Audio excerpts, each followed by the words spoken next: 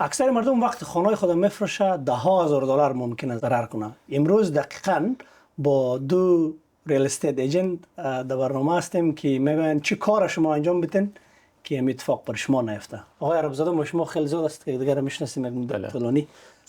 دوستا شاید که زیاد آشنایی نداشته باشن. چرا که حسین جان خودت معرفی کنین یک کوتاه نام که چقدر میشه در حرفه ریل استیت هستین و کدام فرم کار میکنین؟ نام حسین است از اریا اسپشیالیست رپید در نروان. فامیلی شما حسین جان؟ نام فامیلی حسین غلامی است. غلامی. بله. بسیار. اریا اسپشیالیست رپید. من 3 سال است تقریبا که 2.5 سال 3 سال که خارجان کار میکنم. 1 سال قبل از او را در بای سایت اف ملبورن مثلا ما موردیالیک و منتون اریا کار میکردم. حرفه سالز تقریبا چندین سال است ما در سالز هستیم، اما در ریل استیت تقریبا 3.5-4 سال میشه هستم. بسیار عالی. شما اول از همه تشکر از دعوت شما حشمت جان، رحیم جان، تشکر است که ما رو دعوت کردین. نام خالد عربزاده است. 5-6 سال میشه در ریل استیت هستیم. که خودتان آشناییت داریم، چند بار دیدیم، رحیم جانم دیدیم، خوشحال شدیم. انشالله که یک برنامه بورینگ نباشه، برای دوستا اینترستینگ باشه و بهره ببرن. سلامت باشین. زنده باشین. آقای عربزاده، بسیار خوشحالم که شما رو دوباره از نزدیک می‌بینیم. چی باعث شد که شما تصمیم گرفتین داخل ریال استیت بین؟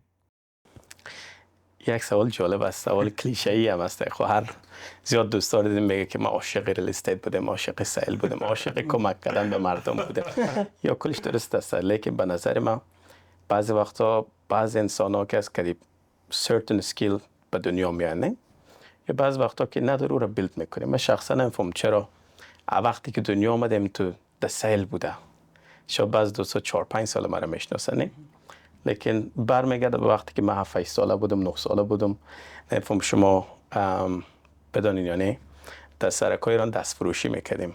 اینقدر یک چیز هست که یک نفر با تا چقدر دنبال کنی که یک چیز خورد است تو بخره، نه؟ سیلز خوب شروع کردی. به نظر من اگه اون نمیشد فکر نمیکنم که بخوام بیشتر سیل علاقه‌مند میشدم. برمیگرده به اون وقتا. بیوتیفول. بسیار عالی. جالب گفتی در سرکای ایران لهجه هم بیشتر. اتفاقا نعیم جان هم گفت که هراتی هستی یا دو چند حرف زد گفتی باش برنامه شده میکس شده. بسیار میکس شده. اتفاقا هر کس که صدای دول میشه فکر میکنه شاید موضوع سمت هرات چون یکم ذره لهجه هراتی شنیدم شده داخل. سنتا از جای افغانستان هستیم، از مزار شریف. جالب. لیکن افغانستان رو ندیدیم. ندیدی؟ دنیا آمدین. ایران دنیا آمدیم. بسیار. با چطور شد که قد حسین جان خود یک جای همکار شوی؟ به اصطلاح چطور انتخاب کردی حسین جان یا حسین جان تو انتخاب کرد؟ ولی برمیگرده به خیلی سالهای قبل. خب یعنی چی میگن خیلی هم بسیار ایرانی است نه. غیر استفاده میکنم. برمیگرده به زمان قبل که ما در تازمانیا بودیم. حسین جان نام خود اکسل پرسن بسیار اما تو با تجربه وقتی که میدیم سودا میکرد هر چیز ببینید کدیش گپ میزنی از ببینید یک چیز سودا کرده. خب او رو میگن امو کدیش برن شده باشی او رقم انجام بده. از قبل هم نگرم میشناختیم با اینجا در برای وایت کار میکرد در موردیالیک. باز گفتم که چرا که نبیا که هم دیگه مثلا همکاری بکنیم که اما وقتی که ایر اسپشیالیست باز کردیم باز از اون به خود جوین کردی. درست است؟ بله. وقت دفتر باز کردیم. بسیار خوب. خودت در سوال آقای سرایی از خودت پرسان کنید چی باعث شد که در داخل ریل استیت ایجنت خودت بری؟ همونطور که خالد جان یادآوری کردن بعضی وقتا یه اشتیاقم چه رقم بگویم initial spark همون چیز جرقه اول دمو کوچیکی کدت می باشه. ما خالد جان یاد کردن که از همون خورترکی علاقه به فروختن یا سیل کردن داشتم. من حالا هر چی بود، اگر ملک بود، اگر موتر بود یا هر چیزی بود. موترم سودا کردن از پیش از اینکه داخل ریل استیت به این چی چیزا سودا کردن؟ اینی را کلگی پرسان میکنه نه از کجا میفهمن. هر کی میگم میفهمن. فرست ما میتونن یه اثر با مکد موتر شروع کردم. موتر یا هر وسایل دیگه. چیز سلز موتر فروش قوی ترین سلز موتر فروش هستن. با یک علاقه خاصی هم داشتم. یعنی بک‌گراند من چیز دیگه بود اصلا. من وقتی که مثلا درس خواندم یا اینجا آمدم بیخی یک رشته دیگه بود. بعد کم کم پس جذب شدم پس طرف سیل.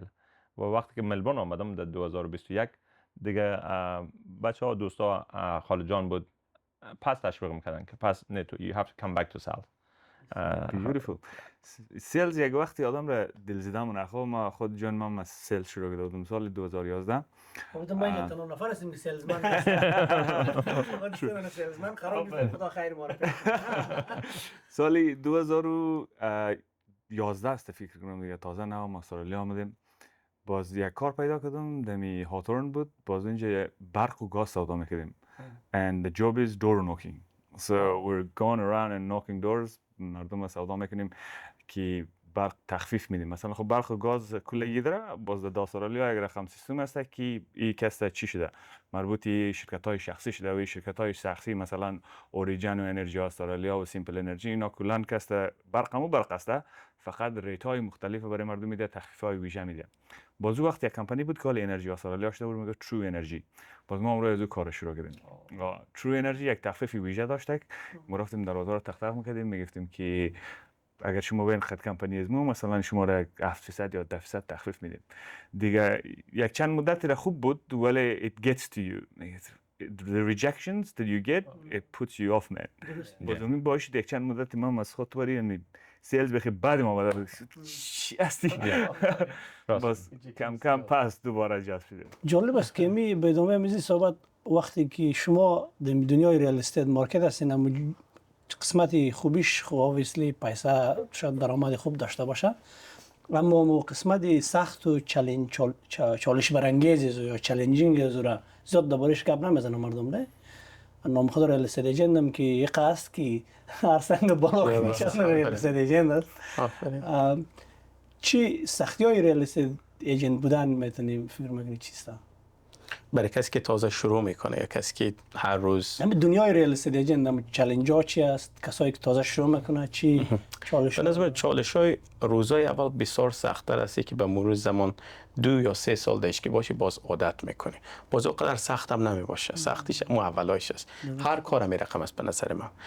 یکی از چالش‌هایی است که زیادی دوستا شروع میکنند با دیدگاه از اینکه من کار اول که میکنم یک مرسدس میخرم باز بعد 4 تا خانه ساده یک خانه میخرم زمین میخرم اون رقم اگه پیش نره دل زده میشن.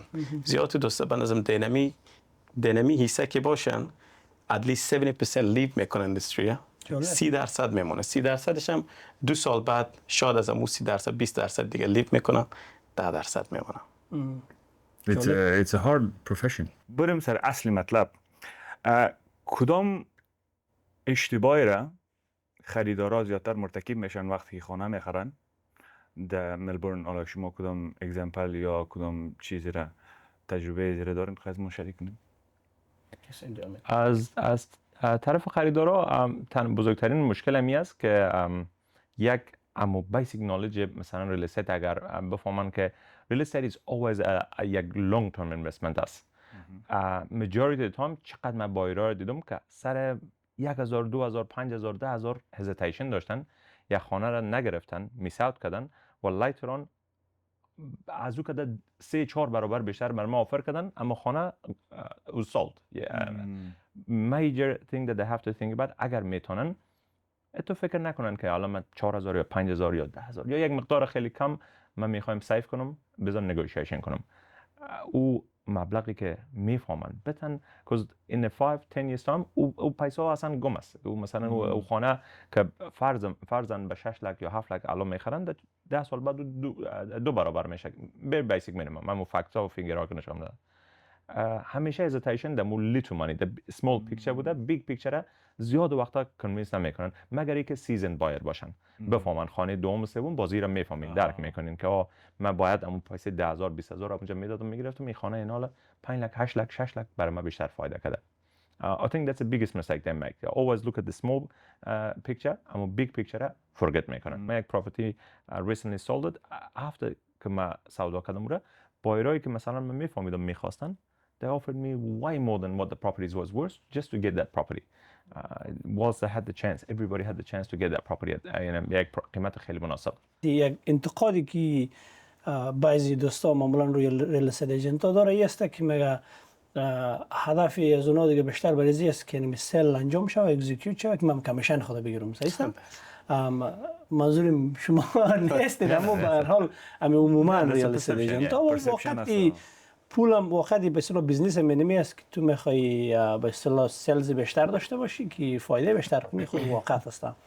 اما فکر میکنم تا چی اندازه رمی در مورد ریال استیت ایجنت های همین کمیونیتی ما شما اگه بخوایم دیگه مردم زیاد روش فوکس نکنیم چقدر راست است نمیگم که اینجا فقط برای ازی است که می سل اکزیکیوت و نمبر ما بالا بره و ما تاپ سل ایجنتی ایکس جایش هم که واقعا چقدر جایش که مگه به اصطلاح با خوبی کلگی را اونجا میخواه، خوبی خریدار را میخواه، خوبی فروشنده را میخواه و سل اکزیکیوت. یک چیزی که بسیار چیز مهم است ای که حسین جان زیاد وقت موازی صحبت میکنیم کدیش وطن داره ما و شما که هستن دو سه تا چیزی بسیار مهم فراموش میکنن. با یک نفر با بلیم شوه ایجا بانک خود نمیتونه بلیم کنی، بروکر هم خود نمیتونه بلیم کنی. این خانه را ایجنت برای ما گران سودا کرد، خانه خراب سودا کرد، یک نفر همیشه ایجا با بسوزم او ماست. ایره ما به خیلی ها گفتیم. خب او یک حقیقت از نمیشه پناه. زیادی وقتا ایجنت ها خودشان تحت فشار هستن. میگم بعض وقتا میشینیم ما 3 ساعت زنگ میزنیم 200 تا تلفن که خریدار پیدا کنیم. او خریدار که پیدا کنیم نگوشیت بکو. یک چیزی که ما فراموش میکنیم اگه او پیسه زیادتر بگیره ما پیسه زیادتر میگیریم. اگه خریدار کانترکت امضا نکنه تو وقتی میشینیم ما $0 است. خریداری قدرت داره که بگه من از افلک بالاتر نمیتونم به تو. درست است؟ او برمیگرده به این که ما و شما وقتی در مارکت میریم زیاد ایموشنال تصمیم میگیریم. یک چیز از بسیار یعنی هر خریداری افغانی خود ما را که دیده ما آمده خواهی رو بر من خلاص کن. چند خلاص کنیم؟ بروکر چی گفته؟ سرچ کردی، ولیو کردی، خانه به نظر تو چند ولیو داره؟ او میخواد که مثلا بولا گفتی خارجی بولا تو پوری مای کورت که ما برشون قبطی با سبا برم ایجنت برای من با همه قبطی ولی من خود نمیفهم یه چیزی مظلومی هم اونجا ایجنت بازی که کار خوبم کرده باشه شو کمک کرده باشه نه لیکن یک نفر بلیم میشه. یکی از اول تصمیم بگیرید قبل از اینکه در مارکت بیام کم ریسرچ بکنیم. نفر ما دیدم دادن ناگم میخره کلاینوس هم میخره. It doesn't make sense. این دو تا سبب یکیش او سمت است که بخیر ترافیک بالاست، اینجا مو سنترال است. 3 تا سبب انتخاب میکنی، پیک میکنی، من در این سبب میخرم. قیمت او را ریسرچ میکنی، قیمت بالا چند است، میدین ساب پرایس چند است، یا اینفورمیشن است که پابلیک است.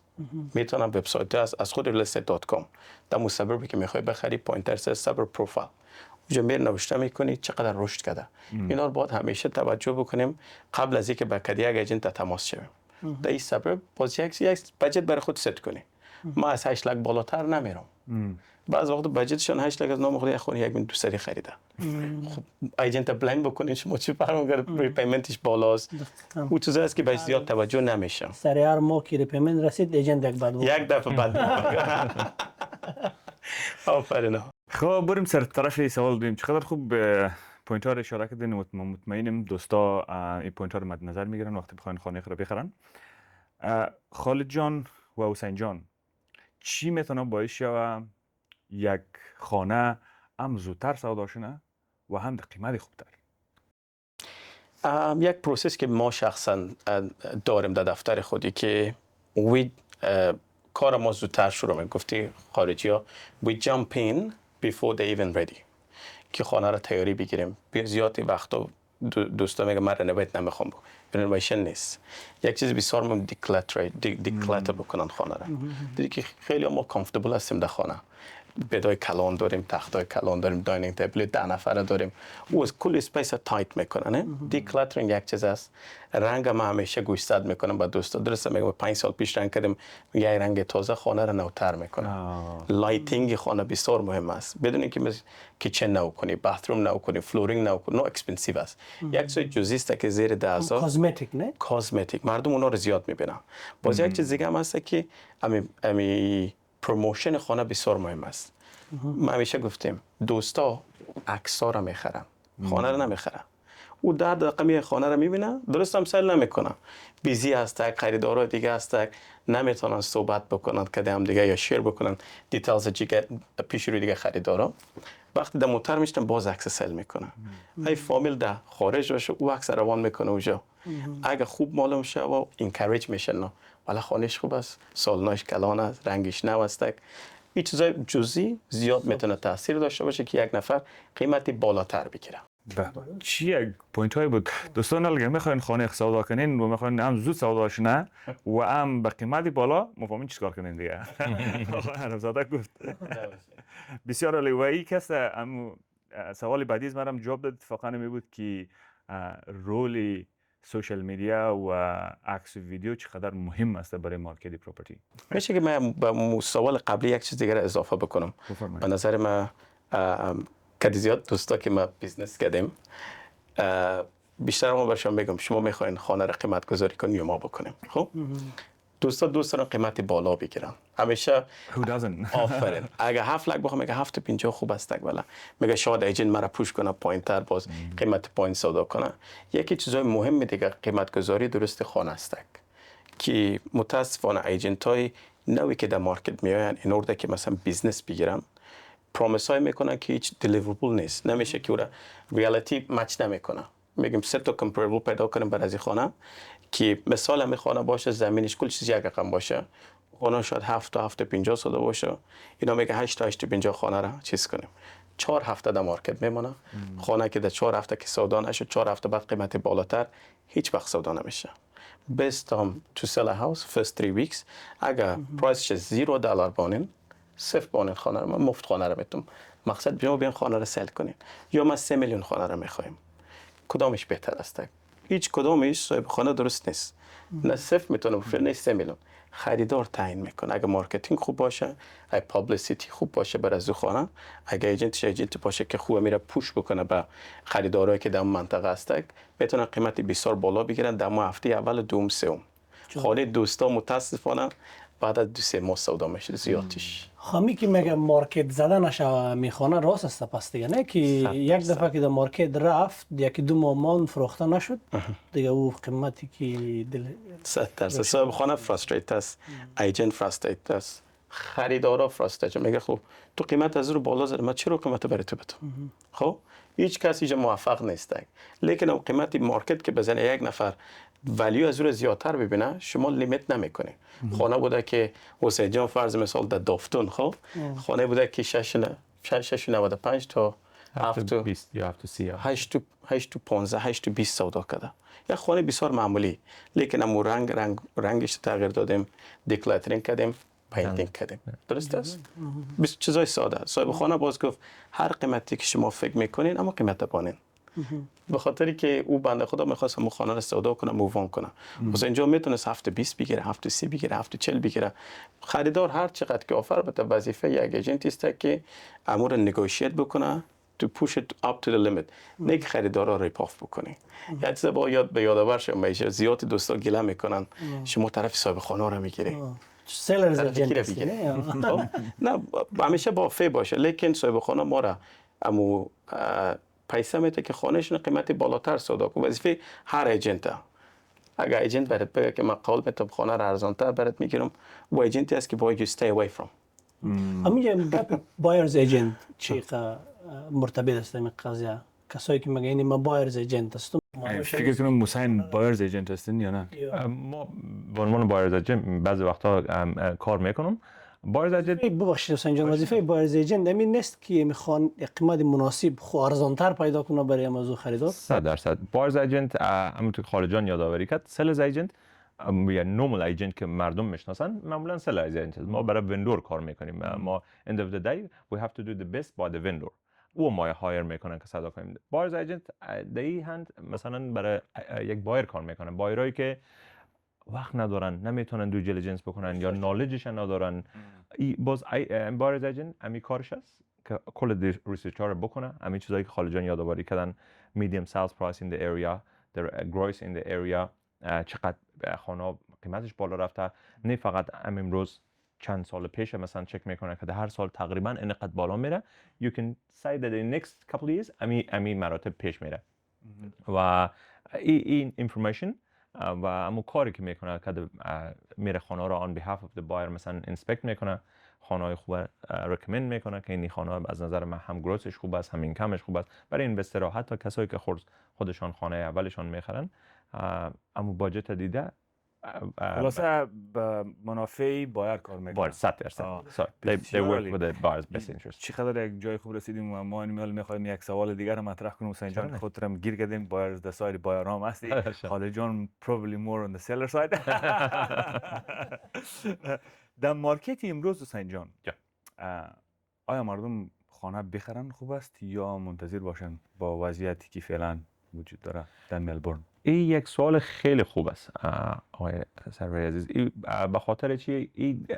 of course it depends on your مثلا همه situation خود هر نفر. همیشه از یک ایجنت اگر پرسان کنی when's the best time to buy a property they say today. So you can never predict tomorrow. You know yesterday has already gone. هیچ وقت مارکت yesterday نمیتونه آدم به دست بیاره. Today we know what it is. میفهمیم که حالا هر چیزی هست. Sometimes you can predict مثلا یک interest rate بالا میره و خیلی it doesn't make a big impact in the market. مثلا خانه 100,000 200,000 پایین نمیره مگر اینکه we have a significant things like COVID happen again. Ever COVID هم خیلی predict میکنن که market backwards میره 50% decrease میشه در حالی که as soon as the COVID situation finished the market actually jumped up 35%. So imagine هر کسی که به اونا گفته تو بیشی 50% مارکت پس میره باز وقت بخره they're all wrong because before the market هر کسی خانه خرید میتونست 2 سال بعد او خانه را 30% تا 40 تا 50% بالاتر سودا کنه. خیلی از کلاینت ما در 2019 2020 خانه‌های 6 لکی را 7 لکی را ما در 2021 22 در 9 لک در 10 لک برشان سودا کردیم. Never ever seen this much growth in 2 years. خود that's the thing I mean advise ما همیشه است که buy today if you can don't even wait for tomorrow. نمیفهم گفتم tomorrow despite everybody saying the war the prices the fuel prices everything I can tell that will have an impact but not a huge impact. همیشه مثلا the history of real estate in Australia has shown that Australia یک دفعه 1997 had a little bit of backwards flow for about a year or two پس چیز کرد و یک دفعه the COVID که همه چیز the hold بود. Other times they always been upwards. درست. فرق استیتای دیگه چی رقم هست؟ یعنی خود تزمینی هم زندگی کردی یا در ویکتوریا هم کی هستی؟ ویکتوریا کم سلو بوده دیگه در چند سال گذشته در مقایسه با دیگه استیتای مخصوصا ادلاید مثلا ساوت استرالیا اینجا خیلی سلوتر است. فعلا در این مارکتی فعلی چون اگه تو کارگر باشی در استرالیا صاحب پول باشی مخصوصا اگه بخوای اینوستمنت خانه بخری هر جای میتونی بخری نه مردم میتونه دیگه استیتور هم در نظر بگیره. خود ویکتوریا فکر میکنین چرا اولی وقت مناسب برای خریدن است؟ درست است مارکت ویکتوریا یک ذره نسبت به دیگر استیت‌ها پیشرفتش کم بوده یعنی گروثش کم بوده. That is actually really good for کسایی که در اینترستیت هستن که در اینجا اینوست کنن. We see this a lot. مثلا a lot of interstate buyers investors are investing in Victoria. فعلا یک ذره پس هستیم اما with the demand coming همیشه real estate it's about demand versus stock. وقتی demand اینجا زیاد باشه و زیاد شوه وقتی میفهمین همی چیزایی که شنیدیم در مورد دندانان growth that next 5 to 10 years there's going to be $2 billion spent in this area یا کم کم growth بالا میبرن. It's not going to stay like this. I mean, we were always behind Sydney.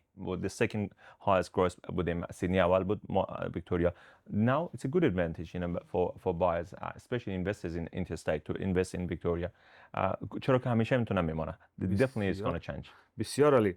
یک سوال دیگه مربوطی اردوش ما میشه البته خالد جان هم میتونه رو جواب بده. خالد جان هم مطمئنم که $1 میلیون داری این حال $1 میلیون کش دمی بانک داشته باشی کجا خانه میخری و چرا؟ استرالیا واید باشه یا ای که بله هر جا باشه. اوکی اول پیشتر گفتم ما داشتم به خریدارای دیگه میگفتم که چه کار بکنم خودم هم کار میکنم. اول که ریسرچ میکنم کجا رشد زیاد است. زیاد دوستای ما بایز ایجنت استفاده نمیکنن. اول درست است اینجا به عنوان بایز ایجنت کار میکنن لیکن اند ایریا اسپشیالیست کار میکنن. بعضی کمپانی هست که پروفشنال جست any agency استرالیا واید کار میکنن. از چیزی از او استفاده میکنم از تجربه هایشون کجا بخرم. خودی من شاید اینجا رو درست بفهم شد من $100,000 به عنوان دپازیت در پرت اینوست بکنم 2 سال بعد رشد توش بیشتر باشه اونجا من اینوست میکنم فرق نمیکنم. اگه برای اینوستمنت میخواین که بایز ایجنت بسیار هلپفول است. اگه ویکتوریا باشه من نگاه میکنم کجا خوب است برای فعلا براتون میتونم بگم سبر بای که اندر والیوستن. خب یکیش که خود دافتون است به نظر واقعا من. من میره خودم فکر میکنم می اولین جا انتخاب میکنم. برای شما نیست. دارم هوپتان بالا برم. قبل از من اتفاقا پیشتر گفت آقای عربزاده بسیار بولیش است. بولیش است. بولیش است. واقعا یک دونه خانه را آقای عربزاده فروخته بود. شاید فکر کنم اولین ایجنتی است که بالای 9 لک یک خانه را در دفتر فروخته بود در اکشن. یک روز ترم شدم اونجا ما یک اینوستمنت پراپرتی دارم در اونجا از بغل سعی میکنیم که 9 لک 2000 نوشته آقای عربزاده یک دونه وقت داری. شاید یادآوری که من قدر زنگ برام اومد از او که در این خانه چی هست. تو والا هیچ چیز خاصی نیست لیکن مارکت خوب است اگر دوست داشته. بعد از شاید همون تو ما رولور کردیم با دافتون. زیاد در دافتون اکتیو نبودیم از قبل. به نظر من همون قیمت خوب که بگیریم چی برای صاحب خانه چی برای خریدار او دیده میشه و دوستای دیگه هم میبینه انکارج میشن. خب لیکن یکیش دافتون باشم دیگهش من 100% دوستا رو انکارج میکنم که کرانبرن رو ریسرچ کنم. خود کرانبرن یا خود کرانبرن بیس کرانبرنیست با او صورت زمین خالی زیاد است. خود کرانبرن به عنوان یه هاب قرار انتخاب بشه. و البته ریسرچ خود انجام بده. ریسرچ است که من انجام دادم دیگه. اوسو نزدیکای 20 سال سبب که هم پرایس همپتون پارک و دافتون و مثال فرانکستون نورث کارم داونز بسیار سبب خوب است. دوستا برای اینوستمنت اگه میخوان برای زندگی او باید نگاه بکنید برای طفلات اسکول کجاست یا فری وی کجاست او هم مهم است. همین دفتونه نزد خاطر نه که ما اونجا میخوایم مارکت خود گرم کنیم. نظر میخوای خانه مارکت خود گرم نمیکنیم. دلیلی که فکر میکنین جای مناسب اندر ولیو است چی است دلیل اصلیش؟ خب اولی که ایره به نظرم حسین جان بهتر میتونه انجام بده. لیتلی حسین جان زیاد اسپشیالایز میکنه در دافتون. چند تا اکشن خوب انجام دادن، چند تا سیل بسیار خوب انجام دادن. به نظرم بیست پرسن او بی دافتون همیشه یک سبرب یا یک ایریا بستگی به مو پاپولیشنش یا به مو کسایی که در زندگی میکردن مثلا جاج شده. اینا اگر در مورد تورک گپ بزنیم شاید اصلا سال یک دفعه از تورک تیر نشه، اما خب همون ایمیجینیشن همون چیزی که بر ما گفتن در مورد تورک همون first popping like luxury پیسه. Dafton has always been downgraded. It was a housing commission area. خب در سالهای پیش مثلا کناترین و اولین سببی بوده که در ساوت ایست اینجا کرییت شده قبل از اینکه هیچ سبب دیگه باشه.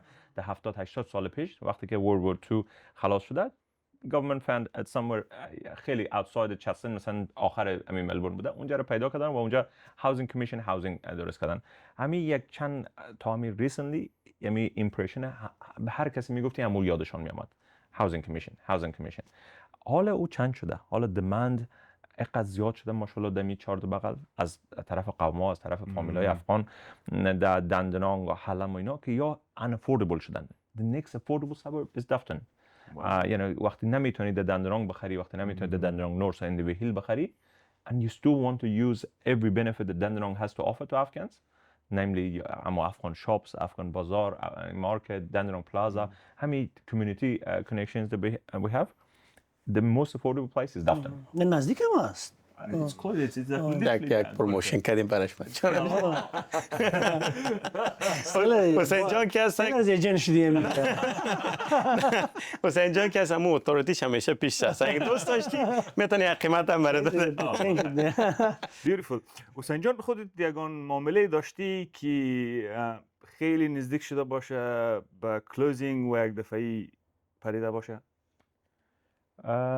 میشه میگی بگو. نه من به خاطر یک لبخند دادم که خالد جان انا نه یک چیز خیلی خوب یادم افتاد که خالد جان چند روز مرا خیلی به خاطر از چیز میکنه. یک گپ بود که ما یک خانه دو تا خانه یک جایی ما و خالد جان داشتیم، یکیش از خالد جان بود یکی از من و خریدار من هر دور جا بردم. خب اتفاقا یک جای خیلی نزدیک بود تقریبا دیگه ما با مو قسمت اونجا رسیده بودیم که موافقه فقط امضا بکنه. وای قسمت مو خانه بوده چه رقم و یک در بایر از اونجا خود خطا داد گفت نه من اینجا دیگه نمیگیرم برین تو خانه که تو اول خالد جان میگم همیشه توی از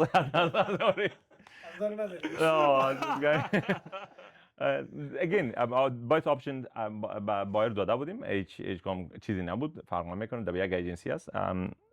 فقط شده خیلی چند وقت او خانه را خرید باز؟ او خانه دیگر رو خرید. قیمت ترین اشتباه را که یک سیلر یا فروشنده تا هنوز انجام داده؟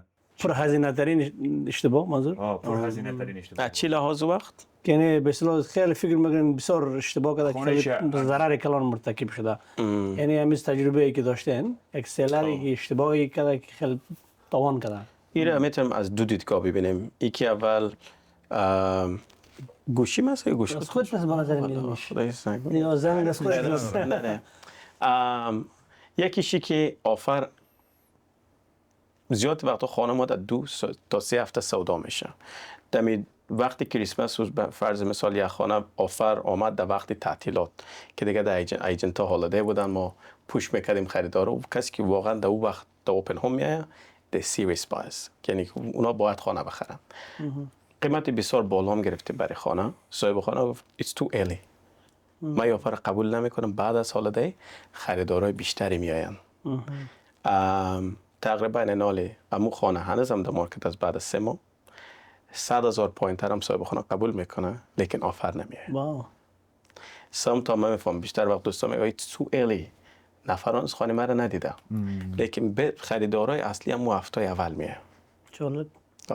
او را با ایجنتشون دیسکاس بکنن، میتونه ایجنت برشون ادوایس کنه. هیچ وقت ما پرشر نماندیم صاحب خانه را که این را با قبول بکنی.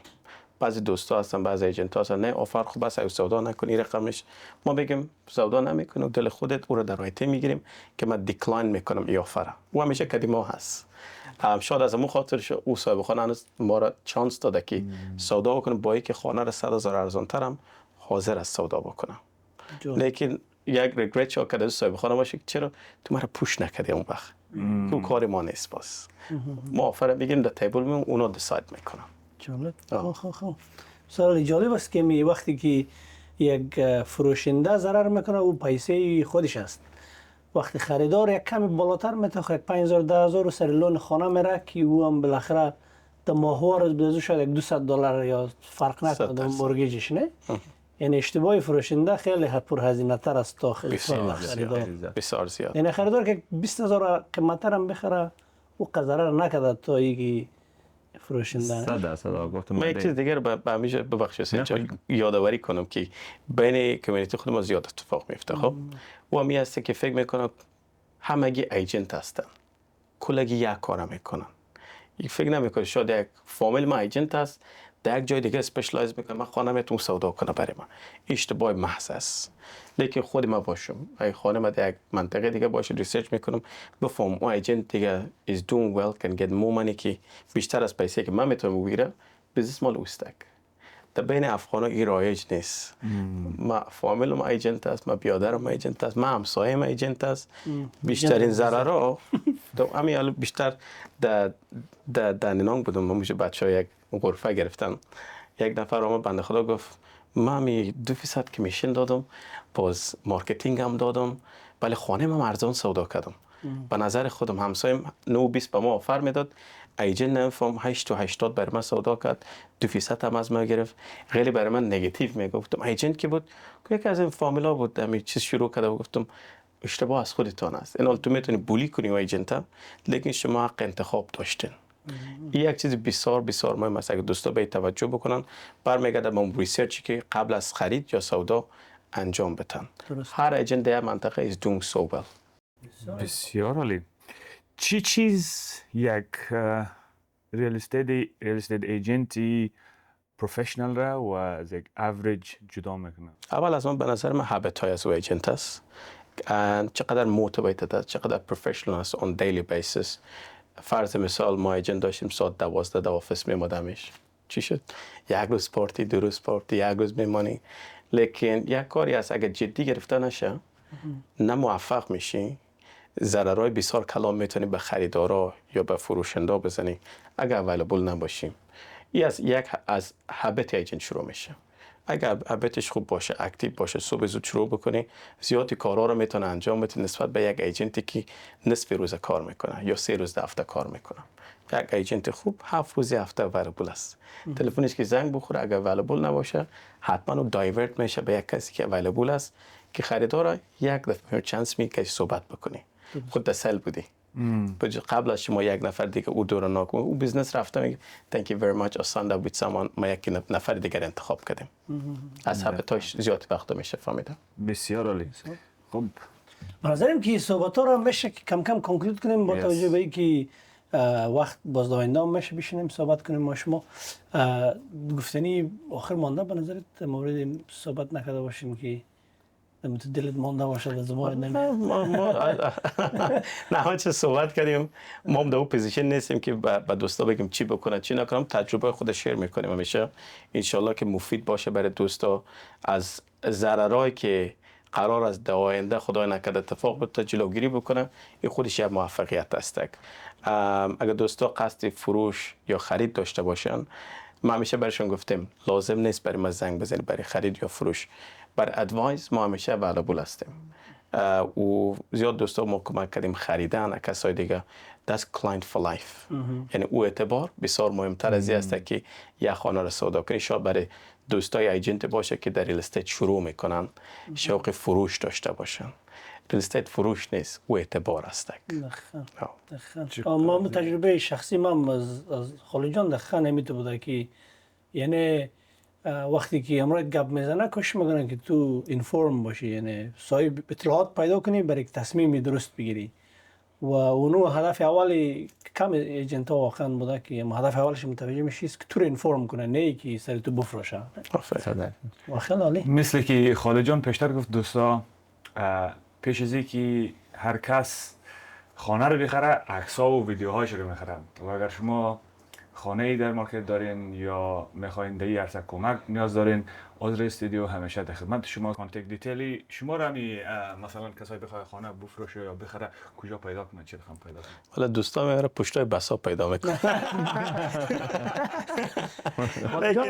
دوستان میشناسم ولی نام شما رو خالد عربزاده سرچ کنه حسین جان غلامی شناس بازم دیسکریپشن ویدیو هم اطلاعات دوستا رو میمونیم. خیلی خوش اومدین. زنده باشید که دعوت کردید.